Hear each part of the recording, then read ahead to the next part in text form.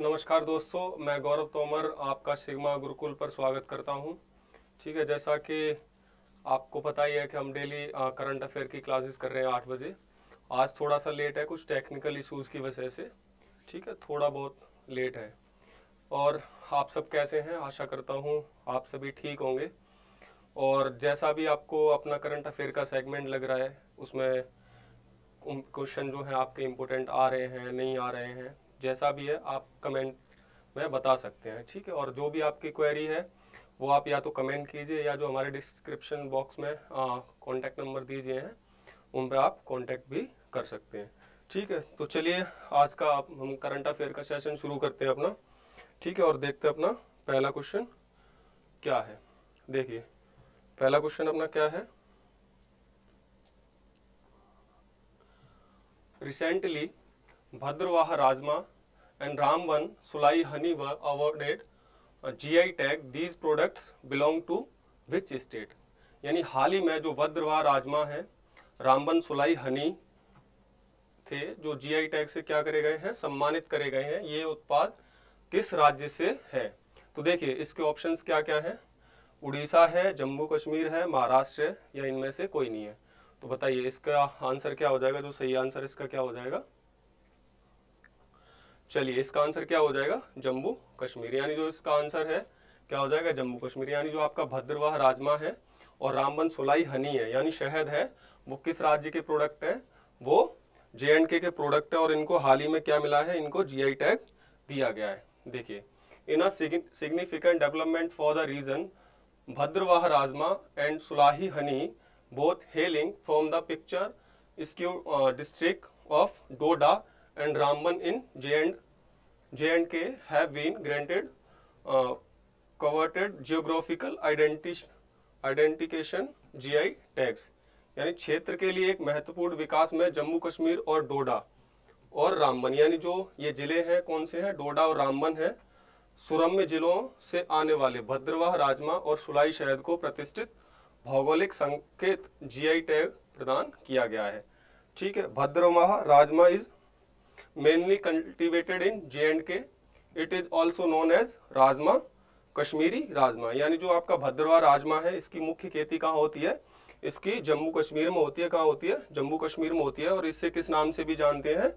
इसे जम्मू कश्मीरी राजमा या कश्मीरी राजमा के नाम से भी जानते हैं। ठीक है, Ramban Sulai honey is the honey of Sulai product in Ramban district. ठीक है, जो रामबन सुलाई शहद है वो कहाँ से है? रामबन जिले का एक उत्पाद है, जिसे हम क्या और बोलते हैं? उसको सुलाई शहद भी बोलते हैं। ठीक, देखिए it will also help in the export and promotion at the international level. यानी जो आपके प्रोडक्ट हैं उनको GI टैग दिया जाता है, उसका क्या बेनिफिट है कि इसको अंतर्राष्ट्रीय स्तर पर निर्यात और प्रचार प्रसार का में भी क्या की जाती है? इसकी हेल्प की जाती है, जिससे कि इसकी सेल बढ़े और जो वहाँ के जो फार्मर्स हैं उनको क्या हो? हेल्प हो। ठीक है, GI tagging will also promote the economic development of the local people of Jammu Kashmir region. यानी जो GI टैगिंग है ये यहाँ से स्थानीय लोगों के आर्थिक विकास को भी बढ़ावा मिलेगा, और जो जम्मू कश्मीर क्षेत्र से है। यानी जो यहाँ के जो किसान भाई हैं वो क्या करते हैं? जो इसकी खेती कर रहे हैं, जो इस भद्रवाह राजमा की खेती कर रहे हैं या हनी की खेती कर रहे हैं, उनको क्या क्या है? उनको आर्थिक विकास में भी क्या मिलता है? बढ़ावा मिलता है। It comes into force with effect from 15 September 2003। Darjeeling tea the first India product to get a GI tag. यानी जो GI टैग है वो भारत में कब से मिलना शुरू हुआ था? 15 सितंबर 2003 से मिलना शुरू हुआ था। और जो पहला प्रोडक्ट था जिसको GI टैग मिला था वो क्या था? आपकी दार्जिलिंग चाय थी। और जो कब मिली थी, कब मिला था इसको GI टैग? इसको GI टैग मिला था आपका 2003 में। ठीक है, और इसके लिए इंडिया में एक्ट कब बनाया गया था? 1999 में एक्ट बनाया था। क्या बनाया था? GI टैग के लिए एक्ट बनाया था। और जो कब से लागू किया गया था भारत में? 2003 में फोर्स में आया था। ठीक है, देखिए अपना अगला क्वेश्चन क्या है आज का। नगिस मोहम्मद हसन जई who has recently won the World Peace Prize belongs to which country? यानी हाल ही में विश्व शांति पुरस्कार जीतने वाली मोहम्मद हसन जई किस देश से हैं? यानी जो ये मोहम्मद हसनजई हैं, इन्होंने कौन सा प्राइज जीता है?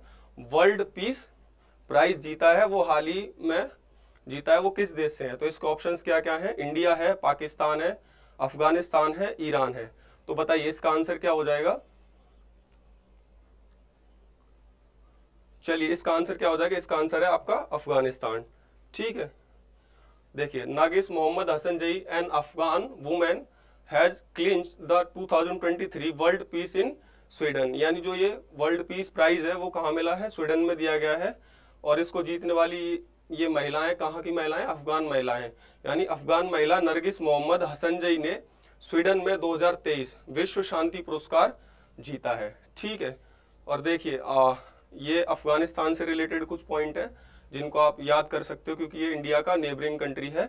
और अफगानिस्तान की कैपिटल क्या है? कैपिटल आपकी काबुल हो जाएगी। ठीक है, करेंसी क्या है? अफगान, अफगानी है। और इनकी ऑफिशियल लैंग्वेज क्या है?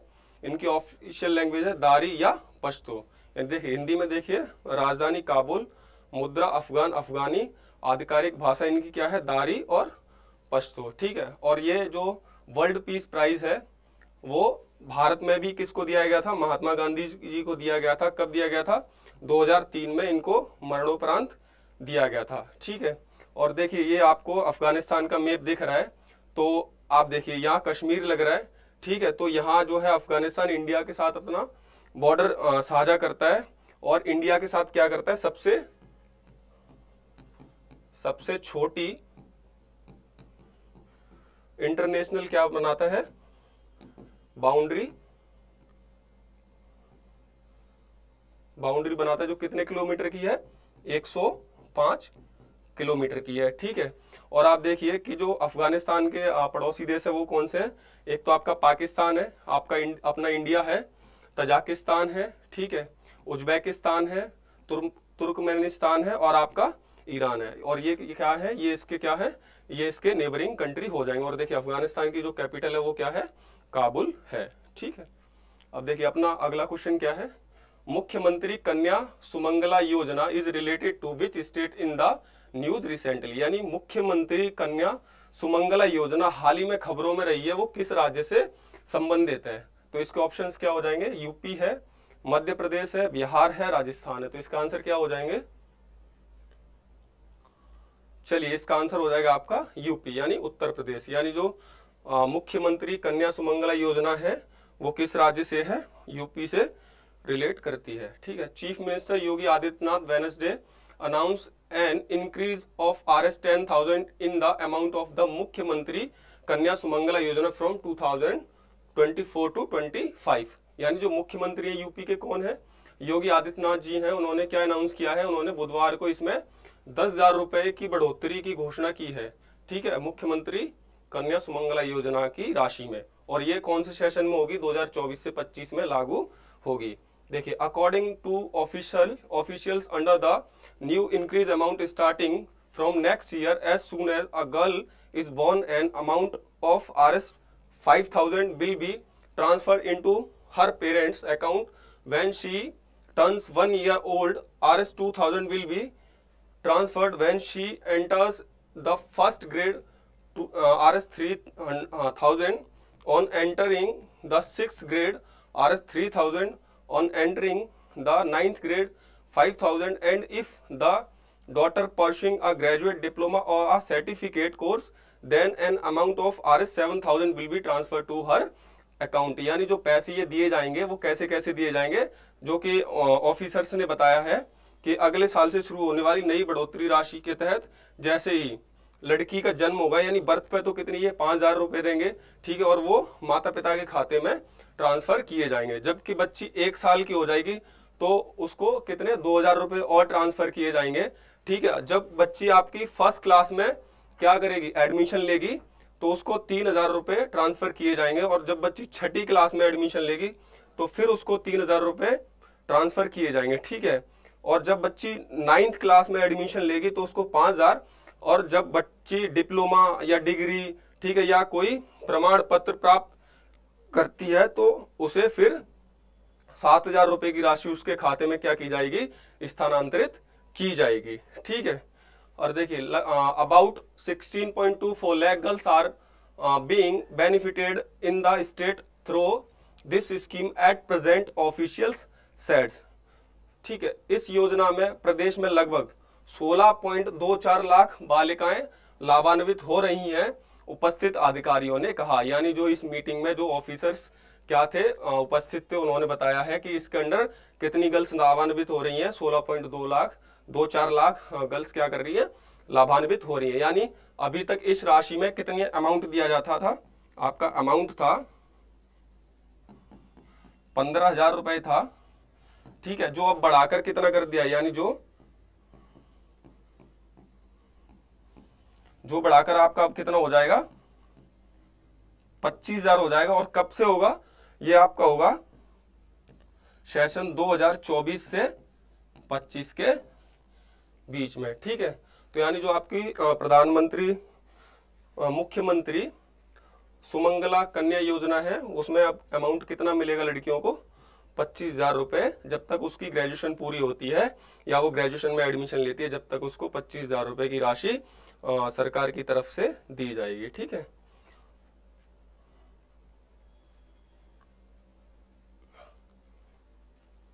चलिए अपना अगला क्वेश्चन क्या है, who has recently been made the chairman of the one nation one election committee of the central government.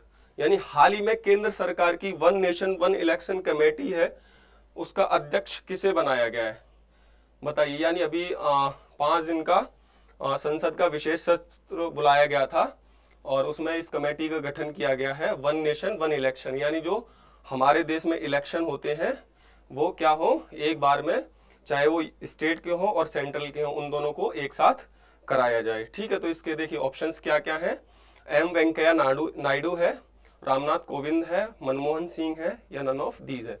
तो इसका आंसर क्या हो जाएगा, बताइए। चलिए इसका आंसर क्या हो जाएगा आपका, रामनाथ कोविंद। यानी जो इसका सही आंसर क्या है, रामनाथ कोविंद है। यानी जो one nation one election scheme है, कमेटी बनाई गई है, one nation one election committee बनाई गई है, इसके अध्यक्ष किसे चुना गया है, रामनाथ कोविंद जी को चुना गया है। ठीक है, देखिए union home minister Amit Shah, Congress MP Adhir Ranjan Chowdhury, farmer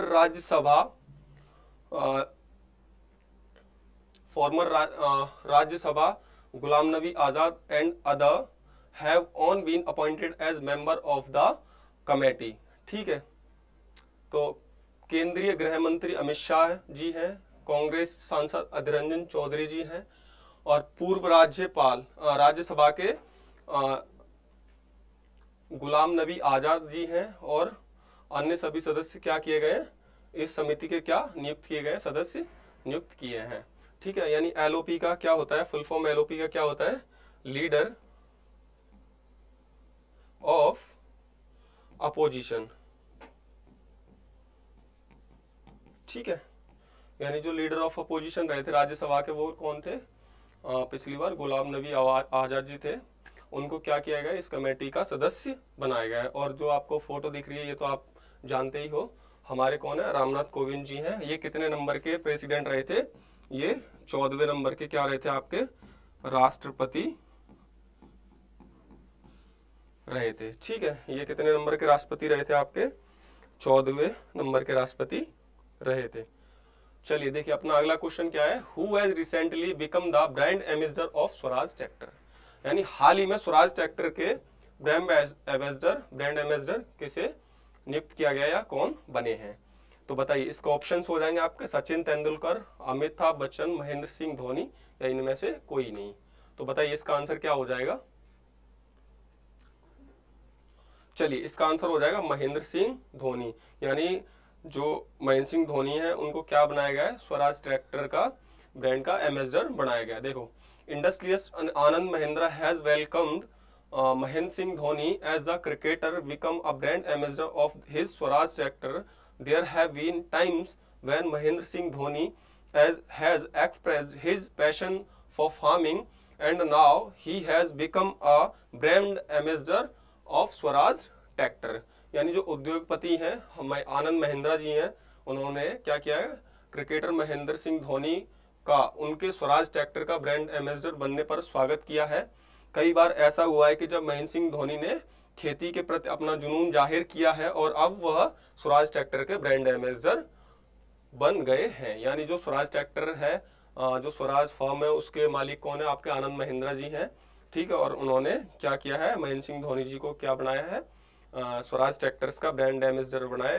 क्या देखते हुए कि जो इनकी खेती के प्रति लगाव है, जो जुड़ाव है, उसको लेकर इनको स्वराज ट्रैक्टर का क्या बना दिया है? ब्रांड एम्बेसडर बना दिया है। देखिए, Dhoni has been associated with big giants like, ठीक है। देखिए, स्वराज ट्रैक्टर के साथ साथ जो धोनी जी हैं वो किस किस कंपनी के और ब्रांड एम्बेसडर हैं, ठीक है। तो देखिए, मेन कंपनीज क्या क्या है? जैसे रीबॉक है, अमिटी यूनिवर्सिटी है, बिग बाजार है, ठीक है, सोनी ब्राविया है, ड्रीम 11 है, ओरियो है, सियाराम है, अनअकैडमी है, विंजो है, मास्टर कार्ड है, स्नैकर्स इंडिया है। यानी जो महेंद्र सिंह धोनी जी हैं वो इन कंपनीज के भी क्या है? ब्रांड एम्बेसडर है, ठीक है। तो ये भी आप याद रखिए। देखिए, अपना अगला क्वेश्चन क्या है? Which has become the first state in the north east to start Aadhaar link birth registration recently. यानी हाल ही में आधार से जुड़ा जन्म पंजीकरण शुरू कराने वाला पूर्वोत्तर का पहला राज्य कौन सा बन गया है? तो देखिए, अब इसके ऑप्शंस क्या क्या है? त्रिपुरा है, नागालैंड है, मेघालय है। तो बताइए इसका सही आंसर क्या हो जाएगा?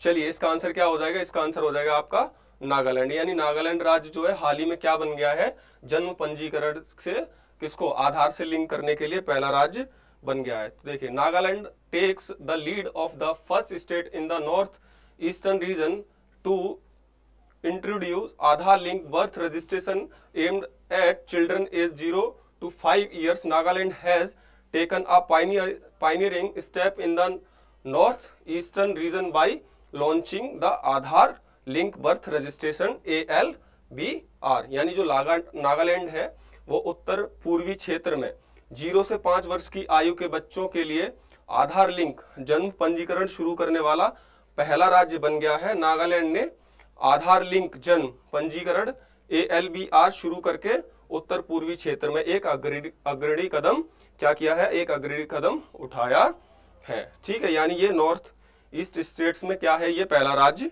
बन गया है। तो देखिए, ये आपको नागालैंड का मैप दिख रहा है, ठीक है।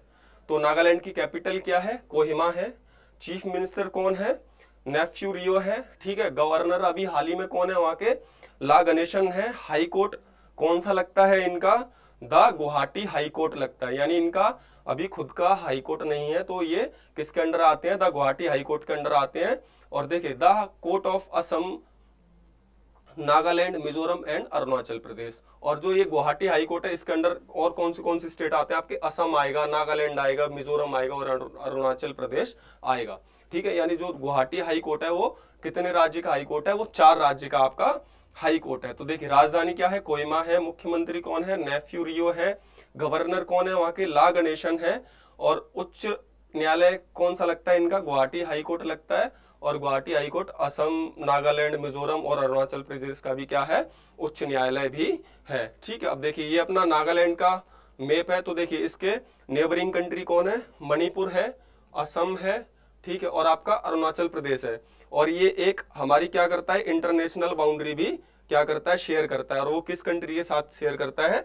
म्यांमार, यानी जो उसका पुराना नाम क्या था? बर्मा, उसके साथ क्या करता है? शेयर करता है, ठीक है। चलिए, अपना अगला क्वेश्चन क्या है? Recently Kakrapar nuclear plant of which state has started operations at fully capacity. यानी हाल ही में किस राज्य ने काकरापारा परमाणु संयंत्र ने पूरी क्षमता से परिचालन शुरू कर दिया है? यानी जो इसकी टोटल कैपेसिटी थी, पूरी कैपेसिटी थी, उसके साथ इसने क्या कर दिया है? अपना परिचालन शुरू कर दिया है। और तो देखिए, इसके ऑप्शंस क्या है? उड़ीसा है, गुजरात है, महाराष्ट्र है और नन ऑफ दीज है। तो इसका आंसर क्या हो जाएगा? बताइए। चलिए, इसका आंसर क्या हो जाएगा आपका? गुजरात। यानी हाल ही में कहा काकरापारा न्यूक्लियर प्लांट कहाँ है? ये गुजरात में है। देखिए, India's first indigenous development nuclear power plant unit begins operation at full capacity. यानी भारत की पहली स्वदेशी रूप से विकसित परमाणु ऊर्जा संयंत्र, यानी ये पूरा क्या है? स्वदेशी यानी अपने देश में ही इसका पूरा निर्माण किया है। इकाई ने पूरी क्षमता से परिचालन शुरू कर दिया, यानी जो इसकी कैपेसिटी थी वो पूरी कैपेसिटी के साथ इसने क्या कर दिया, इलेक्ट्रिसिटी बनाना शुरू कर दिया है। देखिए, the first largest indigenous 700 megawatt Kakrapar nuclear power plant unit 3 start operations. ठीक है, यानी जो पहला सबसे बड़ा स्वदेशी 700 मेगावाट काकरापारा परमाणु ऊर्जा संयंत्र की जो यूनिट 3 है उसका क्या किया गया है, अभी परिचालन शुरू किया गया है। ठीक है, Kakrapar unit 3 is an expansions of the existing plant which had two operational units KAPS1 and KAPS2। यानी जो काकरापारा यूनिट जो मौजूदा संयंत्र का विस्तार है, यानी जो तीसरी यूनिट है वो किसका, जो आपका काकरापारा न्यूक्लियर पावर प्लांट है, इसका क्या किया है, इसको और बड़ा किया गया है। ठीक है, उसका विस्तार किया गया है और इसमें 2 परिचालन इकाइयां और पहले से मौजूद थी। वो कौन कौन सी थी, KAPS1 और KAPS2। यानी जो ये 2 इसकी यूनिट है वो क्या थी, वो ऑलरेडी पहले से परिचालन हो रहा था उनका, और उनमें क्या इलेक्ट्रिसिटी बनाई जा रही थी। ठीक है, चलिए देखिए, the Kakrapar nuclear power plant is located near the Tapti river in Gujarat. यानी काकरापारा परमाणु ऊर्जा संयंत्र है वो गुजरात में तापी नदी के पास स्थित है।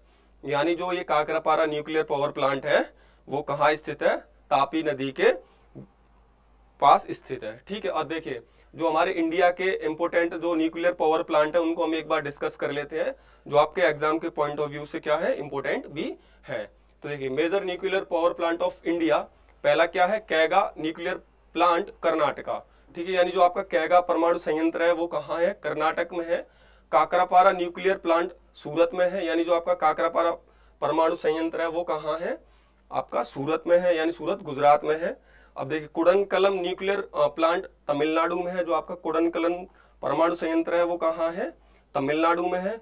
कलपक्कम न्यूक्लियर पावर प्लांट कहाँ है, ये आपका तमिलनाडु में, ये भी है। यानी तमिलनाडु में आपके कितने हैं, 2 हैं, एक कुडनकलम है और एक कलपक्कम है। ठीक है, रावत भाटा ऑटोमिक पावर प्लांट कहाँ है, रावत भाटा आपका कोटा राजस्थान में है। कहाँ, कोटा राजस्थान में है। तारापुर न्यूक्लियर प्लांट, यानी जो तारापुर न्यूक्लियर प्लांट है वो कहाँ है, वो महाराष्ट्र में है आपका। तारापुर कहाँ है, महाराष्ट्र में है। इंडियाज फर्स्ट न्यूक्लियर प्लांट, और ये भारत का कौन सा है, ये पहला न्यूक्लियर पावर प्लांट है। कौन सा, तारापुर, महाराष्ट्र का। यानी तारापुर परमाणु संयंत्र महाराष्ट्र भारत का पहला परमाणु संयंत्र है। और आपका जो नरोरा पावर प्लांट है, नरोरा न्यूक्लियर पावर प्लांट है वो कहाँ है, आपका यूपी में है। और जो गोरखपुर है, यानी जो गोरखपुर न्यूक्लियर पावर प्लांट वो आपका क्या है, वो आपका हरियाणा में है।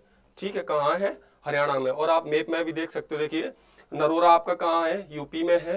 राजस्थान में आपका कौन सा है, राजस्थान में भी बताइए कौन सा है, राजस्थान में आपका रावत भाटा है। ठीक है, काकरापारा आपका कहाँ है, गुजरात में है। ठीक है, और आपका तारापुर कहाँ है, महाराष्ट्र में है। कैगा आपका कहाँ है, कर्नाटक में है। और देखिए, मद्रास एटॉमिक पावर स्टेशन कहाँ है, आपका तमिलनाडु में है। ठीक है, और कुडनकलम भी कहाँ है, आपका तमिलनाडु में है। ठीक है, तो आप मैप्स में भी देख सकते हो।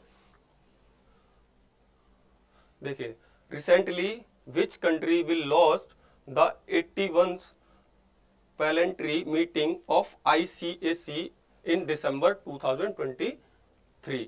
यानी हाल ही में कौन सा देश दिसंबर 2023 में ICAC की 81वीं पूर्ण बैठक की मेजबानी करेगा। तो देखिए, इसका ऑप्शंस क्या क्या है, फ्रांस है, इंडिया है, सिंगापुर है, नन ऑफ दीज है। तो बताइए इसका आंसर क्या हो जाएगा। चलिए, इसका आंसर हो जाएगा आपका इंडिया। यानी जो ICAC की बैठक है वो कहाँ होगी, पूर्ण बैठक, वो भारत उसकी मेजबानी करेगा। ठीक है, ICAC की 81वीं पूर्ण बैठक 2 से 5 दिसंबर 2023 तक, यानी 2 से 5 दिसंबर 2023 तक कहाँ होने वाली है, मुंबई में कपास मूल्य श्रृंखला वैश्विक समृद्धि के लिए स्थानीय नवाचार विषय पर आयोजित की जाएगी। और इसमें 26 सदस्य देशों के 300 विदेशी प्रतिनिधियों सहित लगभग 400 प्रतिनिधि के भाग लेने की उम्मीद है। यानी इसमें कंट्री कितने हैं, इसमें 26 कंट्री हैं और उनके जो रिप्रेजेंटेटर हैं वो कितने हैं, 300 हैं जो इस मीटिंग में भाग लेंगे और टोटल ओवरऑल कितने इसमें प्रतिनिधि लगभग हो जाएंगे, इसमें 400 प्रतिनिधि हो जाएंगे। He also inform that India will be hosting the 81st planetary meeting of the international cotton advisory committee from 2nd to 5th December 2023 in Mumbai with the theme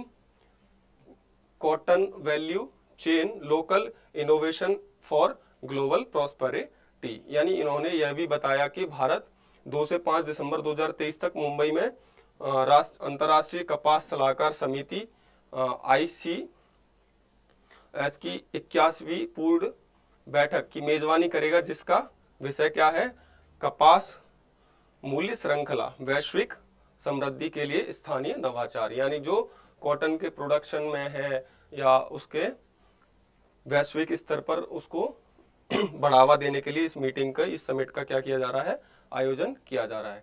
ठीक है, अब देखिए क्वेश्चन नंबर 9 क्या है अपना। Recently ADB has approved a loan of 30 million USD to improve the education sector in which country. यानी जो हाल ही में आपकी एडीबी है उसने क्या किया है, 30 मिलियन $US का क्या किया है, एजुकेशन सेक्टर में निवेश करने की घोषणा की है। वो किस देश में करेगा, देखिए इसके ऑप्शंस क्या क्या है, नेपाल है, श्रीलंका है, भूटान है, पाकिस्तान है।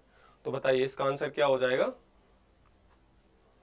चलिए इसका आंसर अपना हो जाएगा क्या, भूटान। यानी हाल ही में एडीबी ने कहा अपना 30 मिलियन $US का निवेश करने की घोषणा की है एजुकेशन सेक्टर में, वो आपकी भूटान में की है। The project will be construct new buildings, workshop and hostels and upgrade facilities in technical training institute in Chumi, Sangtham, Rangjung and the rural development training center in Jamgang at an ADB release said। यानी जो ADB की एक विज्ञप्ति में कहा गया है कि इस परियोजना के अंतर्गत क्या नई इमारतें, कार्यशालाएं और छात्रावास यानी जो हॉस्टल्स हैं उनका निर्माण होगा।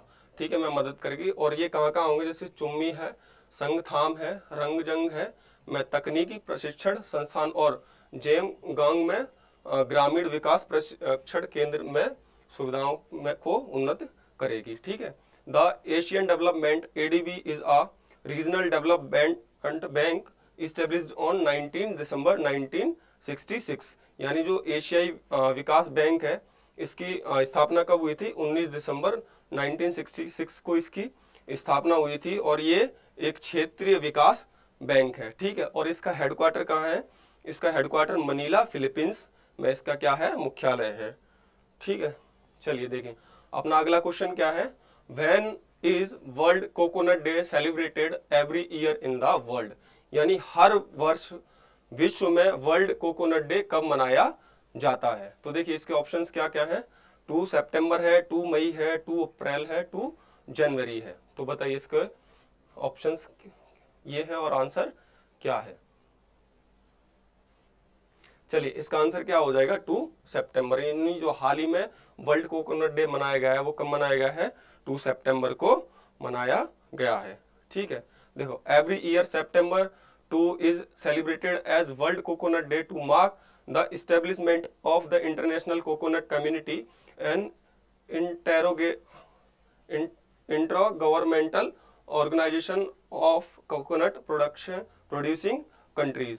यानी हर वर्ष 2 सितंबर को नारियल उत्पादक देशों के अंतर्गत सरकारी संगठन अंतर्राष्ट्रीय नारियल समुदाय की स्थापना को चिन्हित करने के लिए विश्व नारियल दिवस के रूप में मनाया जाता है। The theme for world coconut day 2023 is coconuts transforming lives.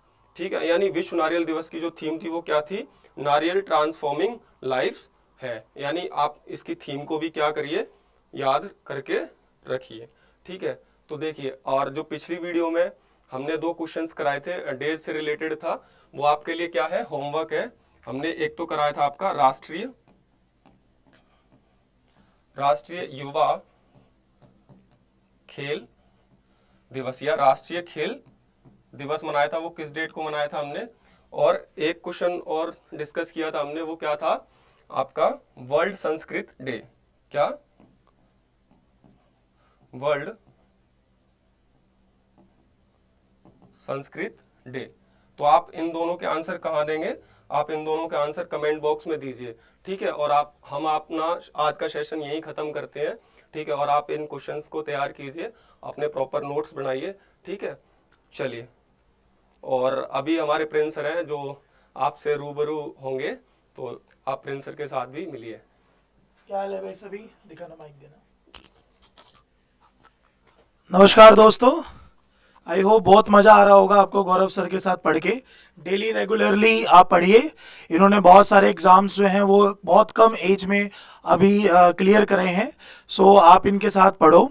और मैंने थोड़े दिन से कुछ वीडियोस नहीं डाली है, मतलब क्योंकि मैं 2019 का अभी आपने को पता होगा मैं सीजीएल का पेपर सॉल्व करवा रहा था, तो मैं कल ज़रूर क्लास लूँगा। आई होप 1 या 2 बजे आपको नोटिफिकेशन पहले मिल जाएगी, और फिर हम लोग अपना सीजीएल 2019 का टियर 1 जो 4 मार्च के आसपास पूछा गया था, जो पेपर हुआ था, हम उसको नेक्स्ट क्लास में सॉल्व कराएंगे। और डेली आप 8 बजे अपनी एक हैबिट बना लो कि गौरव सर के साथ आप डेली अपनी करंट अफेयर की वीडियोस इनके साथ देखिए, ठीक है। चलिए मिलते हैं नेक्स्ट क्लास में, धन्यवाद।